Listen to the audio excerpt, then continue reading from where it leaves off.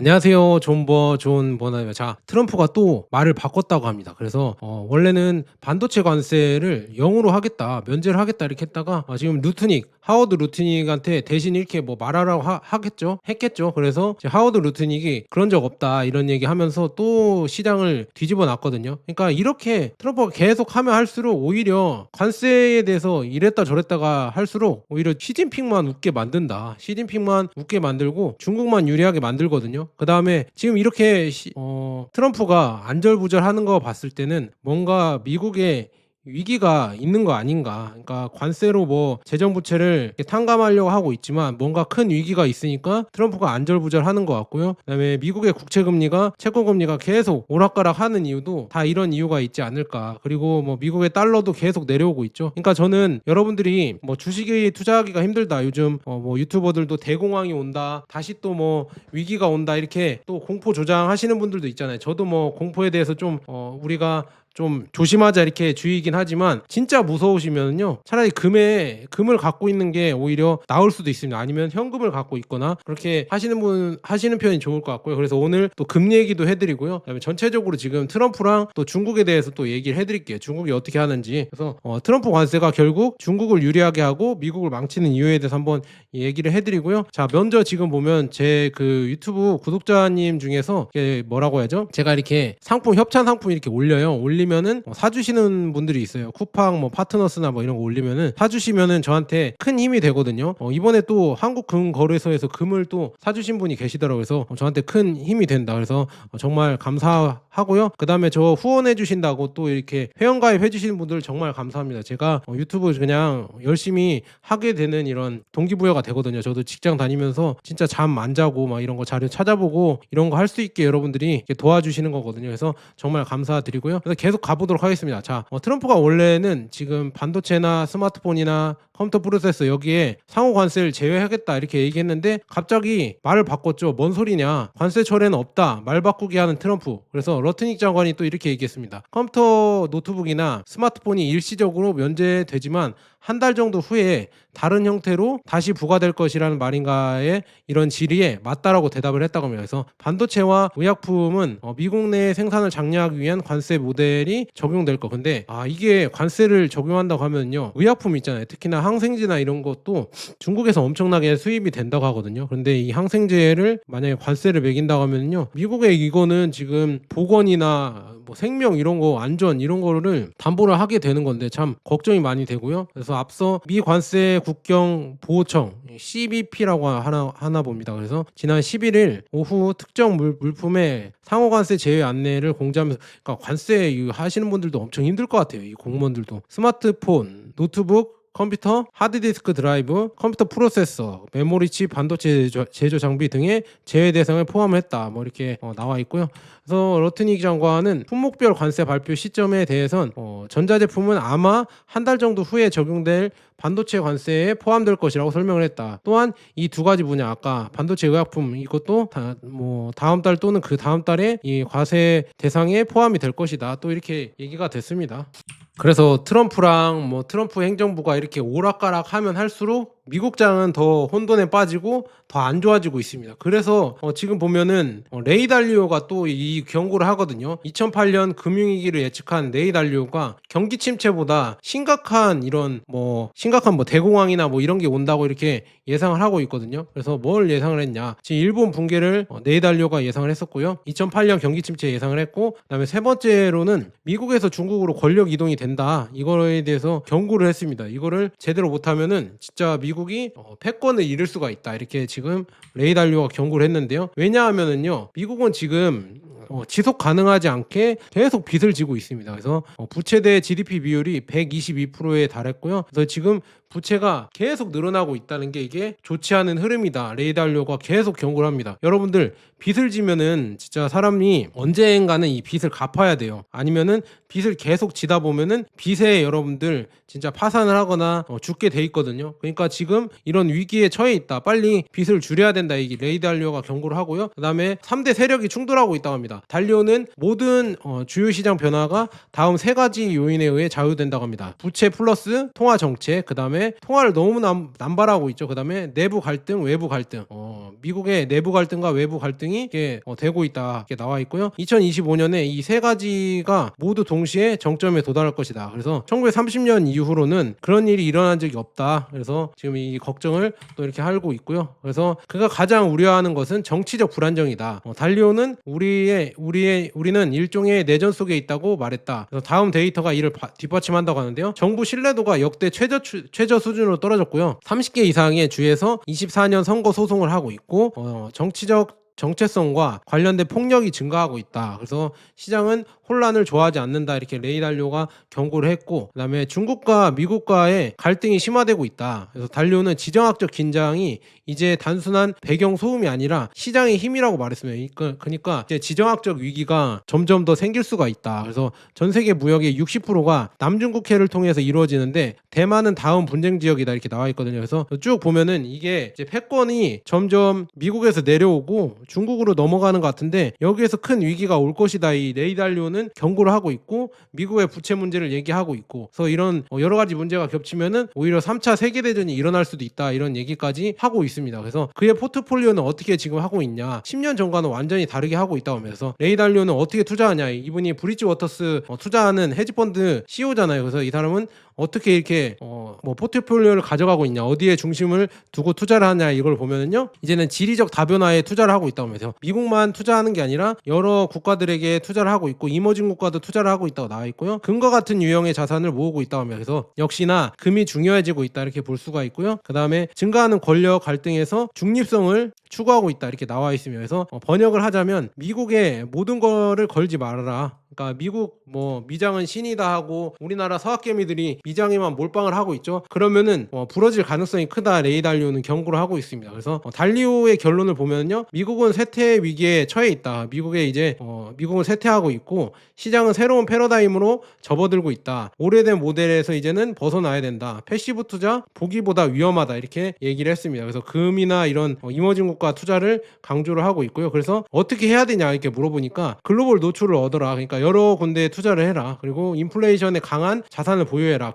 금이 있죠. 그 다음에 정치적 지정학적 위험을 무시하지 말아라. 그러니까 정치적 지정학적 위험이 커질 수가 있다 이렇게 나와 있고요. 유동성을 유지하고 민첩성을 유지해라. 그래서 달리오는 이렇게 말합니다. 투자자들이 저지르는 가장 큰 실수는 과거가 미래를 보여준다고 생각하는 겁니다. 그래서 과거랑 이제 다르게 투자해야 될 때다 이렇게 나와 있고요. 그래서 달리오가 옳다면 이번 10년은 마지막 10년처럼 보이지 않을 것이다 이렇게 얘기가 나와 있고, 주가는 계속 상승할 가능성이 있지만 변동성이 더 크고 예상치 못한 일도 더 많으며 위험도 더 클 것이다. 그래서 이건 두려움을 조장하는 게 아니다. 준비입니다. 이렇게 합니다. 준비를 해라. 그렇게 레이 달리오가 경고를 했다. 그래서 지금 트럼프 때 되니까요, 진짜 불확실성이 역대급으로 커졌죠. 지금 2000년대 초반에서 25년까지 이 팬데믹을 포함을 해서 보면은 트럼프 때가 오히려 더 불확실성이 훨씬 더 커졌다 이렇게 볼 수가 있습니다. 그래서 트럼프가 지금 시장을 계속 망치고 있다는 거를 이렇게 보여주고요. 워렌 버핏도 이분이 대단하죠. 3월 달에 CBS 뉴스에서 인터뷰할 때 미리 말했죠. 관세는 어느 정도 전쟁의 행위다. 그래서 이 시간이 지나면 관세는 상품에 매기는 세금이 된다. 그래서 이빨 요정은 세금을 대신 내주지 않는다 이렇게 하면서 관세를 돌려서 비판했죠.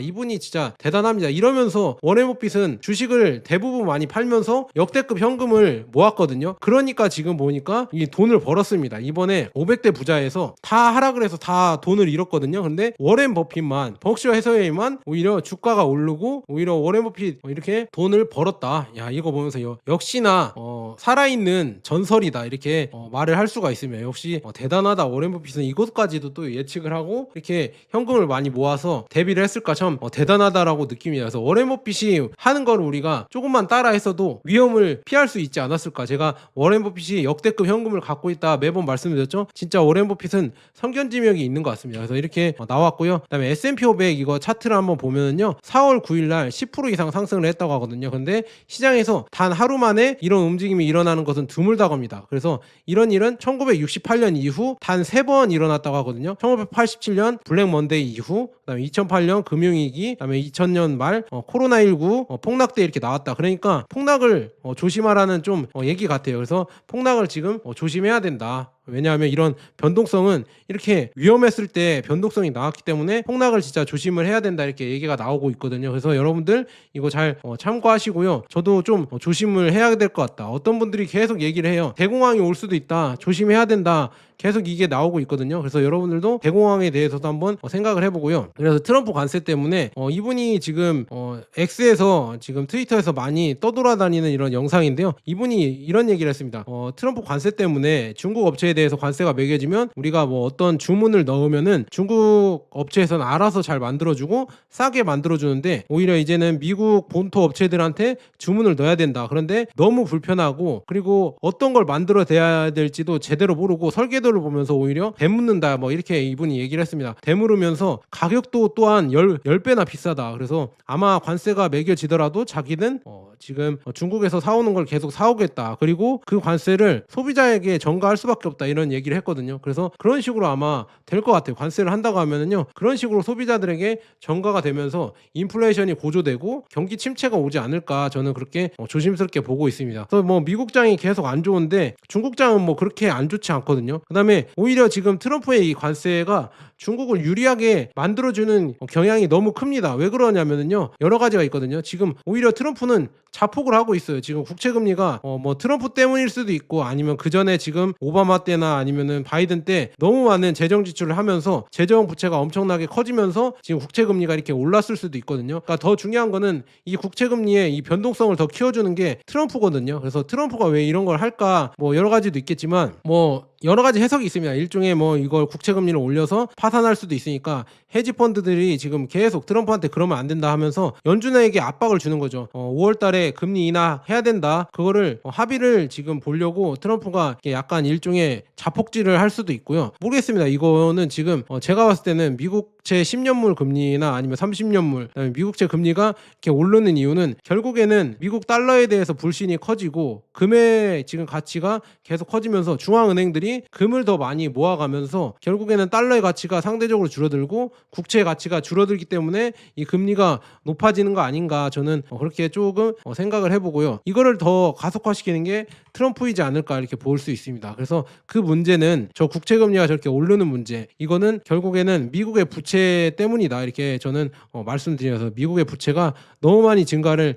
해버렸기 때문에 결국에 이제는 뭐 재정 부채만 해도 올해만 돌아오는 게 9조 달러라고 하는데 야 그거를 감당을 해내려고 하면은요 트럼프 입장에서도 정말 부담스럽게 참 트럼프가 힘들 것 같거든요. 참 그런 거 보면 좀 힘들 것 같고요. 그런데도 야 이거 J.크루님이 올린 글인데요. 트럼프 가족이 나스닥 풋옵션에 야 이렇게 많이 걸었다고 합니다. 38억 달러라고 봐야겠죠. 38억 달러를 걸었다 이렇게 나와 있거든요. 야 이거 대단합니다. 얘네들이 380억 달러구나. 야 380억 달러에 이거 제가 어젠가 엊그저께인가 소개해드렸잖아요. 그러니까 나스닥이 빠지는데 걸었다는 얘기입니다. 그러니까 이거는 약간 뭐라고 해야죠? 이걸 뭐라고 해야 되죠? 그러니까 공직자의 해이죠. 이게 공직자의 해이라고 저는 봅니다. 자기가 주식시장을 좌지우지할 수 있는데 이거 떨어지는 데다 아예 방향성을 알고 거기다 베팅을 했다는 거는 떨어뜨리려고 한다는 얘기죠. 그래서 이것도 충분히 비판받아야 되고요. 그래서 트럼프는 계속 지금 시장 혼란을 주면서 결국엔 지금 시장 혼란 속에 투자자들이 채권과 통화를 매도하면서 미국 달러가 안전자산 지위를 잃고 있다고 지금 악시오스에서 얘기를 하고 있고요. 달러 지수는 1월 이후 9.3% 하락을 했는데 이는 불안정한 리더십, 그 다음에 증가하는 재정 적자, 악화되는 외교 관계로 인해 글로벌 투자자들이 경계심을 갖고 있음에 이런 걸 나타낸다. 그러니까 금으로 계속 사람들이 옮겨가는 거거든요. 그래서 여러분들 금에 대해서 여러분들 많이 좀 생각해 보셔라. 그래서 앞으로 지금 어떻게 될지 한번 미래가 좋지 않고요. 그 다음에 뭐 이게 2300년 지금 그림이라고 하는데요. 뭐 지금 트럼프는 7000% 이렇게 관세를 하겠다. 그러니까 시진핑이 8000% 하겠다 이렇게 웃긴 지금 짤이거든요. 그래서 이렇게까지 계속 가면 갈수록 서로 안 좋아질 거다 이렇게 나와 있고요. 그래서 제가 봤을 때는 이 트럼프의 관세는 오히려 중국 시진핑을 유리하게 만드는 것 같습니다. 그래서 시진핑은 지금 중국은 미국 관세에 완전히 철회할 것을 요구한다 이렇게 얘기를 하면서 어떤 거를 지금 하고 있냐면 반격으로 히토류 수출 중단을 또 선언을 했습니다. 그래서 중국이 지금 히토류를 금지하니까 미국 기업들이 비상에 걸렸다. 그래서 이 히토류가 어디에 들어가냐면요, 여러분들 최첨단 장비에 들어간다고 합니다. 그래서 자동차, 드론, 로봇, 미사일, 첨단 제품에 이 만드는데 히토류, 특히나 자석 이런 게 쓰이는데 이게 중국에서 거의 뭐 90%, 80% 이렇게 독점을 하니까, 그래서 전기차나 드론, 로봇, 미사일, 우주선 이런 거를 만들기가 쉽지 않아진다. 그리고 제트 엔진이나 아니면 레이저 장비, 자동차 전조등, 점화 플러그 이런 것들도 다 이제는 중국이 수출 통제를 한다고 하면요 정말 걱정이 많이 된다 이렇게 볼 수가 있으면서, 이게 지금 트럼프가 계속 이거를 착오를 하면서 잘못하는 거 아닌가 저는 그렇게 보고 있고요. 그 다음에 시진핑이 또 유리해지는 이유가 뭐냐면요, 결국에는 미국을 적으로 하면서 내부 결속을 다질 수 있습니다. 오히려 진짜 중국 입장에서는 내부에 이런 문제들이 많았는데 그 내부의 문제를 외부의 적으로 돌리는 거죠. 미국 때문에, 미국 관세 때문에 우리 경제가 안 좋고 우리가 안 좋은 거다 이렇게 돌리면서 여러 가지 정책을 필 수 있다는 얘기죠. 그리고 중국이 가진 카드는 너무 많습니다. 왜냐, 2018년 때부터 맞았기 때문에 이제는 점점 그 비중을 줄여놨거든요. 미국에 수출되는 비중을 줄여놓고, 그다음에 이런 관세를 물론 핀셋으로 이렇게 한다 이렇게 했었지만 결국에 동아시아나 이런 데에도 튀었잖아요. 그래서 동남아들을 지금 시진핑이 돌면서 결국에는 베트남이나 아니면 동남아 가까운 국가들 있잖아요. 동남아들은 제가 봤을 때는 결국에는 중국 쪽에 붙을 수밖에 없습니다. 왜냐, 영향을 받기 때문에, 중국의 경제에 영향을 받기 때문에 이렇게 나와 있고요. 그다음에 무역 전쟁이 지금 계속 하고 있고, 휴가 금지, 그다음에 24시간 대기령을 지금 중국에서 내렸다고 합니다. 참 이런 거 보면서 중국은 거의 전시 상황으로 이렇게 가는 거 아닌가 이렇게 볼 수가 있으면서 이런 식으로 지금 가고 있고요. 그래서 또 중국을 유리하게 해주는 게 뭐냐, 결국 캄보디아나 베트남, 특히나 캄보디아에 45% 관세를 트럼프가 부과하면서 중국이 캄보디아에 고속도로를 건설하고 있습니다. 그래서 장기적으로 누가 이길까, 그래서 캄보디아랑도 점점 더 친해지게, 주변 국가들도 더 결속할 수 있게 도와주는 게 오히려 트럼프 아닌가 저는 그렇게 보고 있고요. 며칠 전에 지금 유럽에 지금 스페인 페드로 산체스 총리가 베이징에 왔다 갔거든요. 그래서 시진핑 주석을 만나면서 이런저런 얘기를 했는데 결국에는 전기차 공장이나 전기차 관세나 여러 가지 산업에 대해서 다 논의를 했다고 합니다. 이런 논의를 하면서 제가 느낀 거는 유럽도 이제는 중국에 이제 붙으려고 하고 있다. 그래서 이게 이렇게 만들어준 게 결국은 트럼프의 공이지 않을까 저는 그렇게 보고 있습니다. 그래서 우르줄라 폰데어 라이엔 유럽 EU 지금 이 사람이 회장이죠. EU 대표가 유럽에 비해 너무 지금 친미적이라고 이렇게 했었는데 오히려 이제는 중국이랑 더 친해지려고 하고 있다. 그리고 7월에 지금 유럽 대표들이 베이징에 간다고 하고 있죠. 결국에는 이제는 미국에 붙는 것보단 오히려 중국에 붙어서 미국을 대항해서 경제 블록을 만드는 게 낫겠구나. 그리고 먹을 것이 미국보다 중국에 붙는 게 더 낫겠구나 이렇게 생각을 하면서 유럽 국가들이 중국으로 붙으려고 하고 있어요. 그러면은 여러분들 전기차나 아니면은 중국이 팔고 싶어하는 장비들 있잖아요. 스마트 장비들도 아마 유럽으로 더 많이 팔 수 있지 않을까 저는 그렇게 보고 있고요. 그 예로 지금 보면요, 유럽의 머스크의 스타링크 위성 우존들을 축소하려고 총력을 가하고 있다면서요. 이걸 축소하면서 프랑스 거나 아니면은 중국 거를 또 쓸 수도 있겠죠. 그래서 그렇게 지금 점점 바뀌고 있다. 그래서 유럽이 오히려 미국을 점점 손절을 하고 있구나 이렇게 볼 수가 있다 이렇게 말씀드립니다. 그래서 이런 식으로 지금 트럼프가 오히려 중국 시진핑을 도와주고 있다고 합니다. 그리고 러시아도 이미 이제는 유럽을 손절하고, 러시아는 러우전 이후에 유럽을 손절을 하면서 결국에 이제 아시아 쪽으로 피벗하고 있죠. 피벗 투 아시아라고 해서 아시아 쪽으로 이제는 많이 화물이나 에너지나 식량이나 이런 거를 다 이렇게 바꾸고 있습니다. 그래서 여기 보면요, 국제 남북 교통회랑 상트페테부르크에서 뭄바이까지 뻗어있는 7,200개의 철도, 도로, 해상 노선이 있다. 그래서 이 노선을 이용하면 화물 배달 시간이 30에서 40% 단축되고 운송 비용은 최대 56% 절감될 것입니다. 이렇게 나와 있고요. 그 다음에 지금 이 북극해랑 이쪽으로 지금 수에즈 운하랑 돌아가는 이런 거 있잖아요. 이런 것도 지금 계속 개발을 하고 있고요. 그 다음에 북극해를 지금 계속 러시아 쪽에서 개발을 하고 있는 지금 상황이다 이렇게 볼 수가 있고요. 그 다음에 첸나이랑 블라디보스토크 해상회랑 이것도 지금 계속 개발을 하고 있습니다. 그래서 러시아의 석유나 가스 이런 게 인도로도 수출이 되고 있고, 그다음에 석탄이나 이런 것도 수출이 되고 있다. 그래서 이제는 아시아 쪽으로 기회를 보고 있다는 게 여러분들 눈치를 채셔야 됩니다. 그래서 아시아가 앞으로도 점점 더 좋아지겠구나. 그래서 시베리아 횡단 철도랑 바이칼, 아무르 이런 지금 가는 이런 철도들도 봤을 때 점점 더 이제 러시아가 이제는 유라시아 쪽으로 오고 있고, 유라시아의 경제가 앞으로 더 좋아지겠구나. 이거를 여러분들이 예상하면 될 것 같습니다. 그 다음에 이제는 또 이것까지, 원래는 지금 브릭스가 뭉친다고 했지만 반서방 반미국파로 브릭스가 뭉친다고 했지만 얘네들도 자국의 이권 이런 게 있어서 솔직히 오합지졸이었고 모래알이었어요. 그런데 지금 트럼프가 관세를 이렇게 해주면서 공동의 적이 진짜 생기면서 이제는 지금 러시아 외무장관 세르게이 라브로프가 브릭스가 새로운 결제 플랫폼을 구축하고 있다고 얘기를 하고 있어요. 그래서 이제는 달러 대비해서 달러를 대항해서 이런 거를 얘네들이 또 합쳐서 만들 수 있게 트럼프가 도와줬다. 얘네들이 단합할 수 있게 도와준 게 또 잘못이다. 그러니까 시진핑이나 이런데 중국을 유리하게 계속 해주고 있다 이렇게 볼 수가 있습니다. 그래서 또 이제는 보면 중국은 이제는 미래를 보면서 로봇 산업도 계속 키우고 있죠. 이제 제조업을 로봇으로 바꾸려고 그러니까 싼 인건비가 아니라 얘네들도 이제는 로봇으로 이렇게 점점 제조업을 바꿔 나가고 있습니다. 그래서 이거를 여러분들 이해를 하셔야 됩니다. 이제 하이테크 산업들로 이제 중국도 나아가고 있거든요. 그래서 이렇게 지금 바뀌고 있다. 이 택배 상하차나 이런 것도 지금 중국이 이런 걸로 로봇으로 추진하고 있어서 앞으로 이제는 제조업도 로봇으로 대체된다고 하면요, 이 자동화가 된다고 하면은요, 중국은 모르겠어요. 영원히 이제는 제조업 국가로 제조 강국으로 계속 남지 않을까. 그래서 엄청난 돈을 벌어들이고 이게 어떻게 될지 모르겠습니다. 그래서 나중에는 패권이 어떻게 될지 모르겠습니다. 이렇게 계속 중국이 돈을 번다고 하면요, 다음에는 강해질 수밖에 없겠죠. 그래서 이것도 참 지켜봐야 될 것 같다 이렇게 말씀드립니다. 이런 식으로 지금 바뀌고 있고, 그다음에 연준은 지금 궁지에 몰렸습니다. 그래서 트럼프의 관세 공세와 중국에 대한 전면 금수 조치는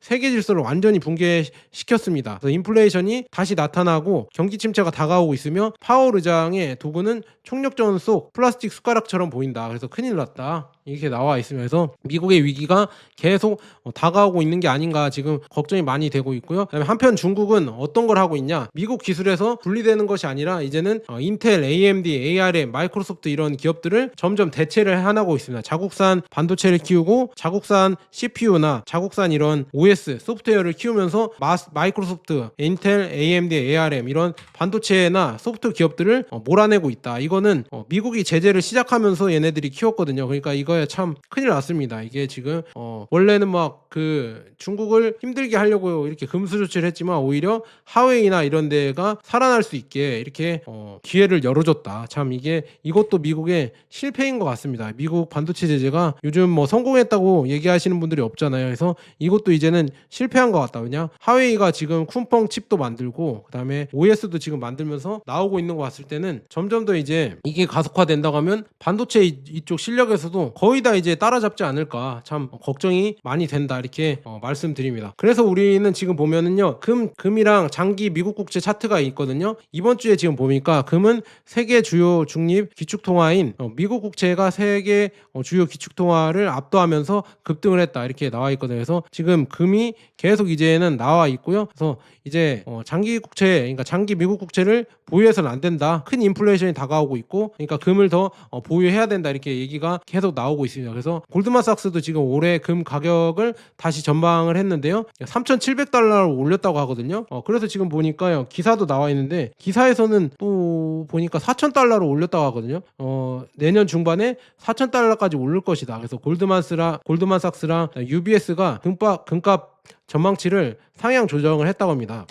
세계 주요 금융기관도 금값을 엄청나게 낙관적으로 보고 있습니다. 그래서 이거 잘 보시고요. 그래서 금은 앞으로도 제가 봤을 때는 슈퍼 사이클이 시작됐고요. 점점 더 올라갈 것 같습니다. 지금 미국이 이렇게 위험에 처해 있고 지금 계속 트럼프가 왔다리 갔다리 하면 할수록 오히려 금의 가치는 계속 높아질 것 같다 이렇게 여러분들에게 말씀드리고요. 그 다음에 우리가 모아야 되는 거는 중국 ETF가 되지 않을까. 중국 주식들 있잖아요. 중국 주식들도 앞으로 좀 눈여겨봐야 될 것 같아요. 왜냐, 몇 가지 이유가 있는데요. 지금 이 중국 주식들은 미국의 노출 비중이 거의 0%예요. 0%이기 때문에 관세에 크게 영향을 받지 않고요. 앞으로 이제 내수를 또 중국에서 살린다고 하면요, 더 커질 가능성이 크고, 기술 개발을 하면서 더 커질 가능성이 크잖아요. 반도체나 AI나 그다음에 이런 스마트폰이나 전기차나 이런 게 커질 가능성이 크고, 유럽이나 그다음에 동남아, 남미, 중동, 그다음에 여러 가지 국가들 이런데 이제는 진출까지 할 수가 있다. 이런 이머징 국가들에도 진출할 수 있는 기회가 있기 때문에 미국은 오히려 지금 애플이나 테슬라나 아니면은 반도체 기업들 엔비디아나 이런 데가 중국 비중이 크거든요. 중국 비중이 20에서 40%까지 비중이 크다고 하거든요. 매출 비중이. 그게 이제는 관세 때문에 줄어든다고 하면은요, 결국에 그 투자가 상대적으로 지금 투자 수익률이 낮아질 수가 있기 때문에, 그래서 저는 레이 달리오가 얘기하는 것도 그렇고, 그래서 금이랑 미국 주식도 모아가겠지만 이머징 국가인 중국 주식도 꾸준히 모아가려고 하고 있어요. 그래서 오늘도 또 이렇게 얘기를 해드렸거든요. 자, 여기까지 좋은 번화되었으면 여러분 감사합니다.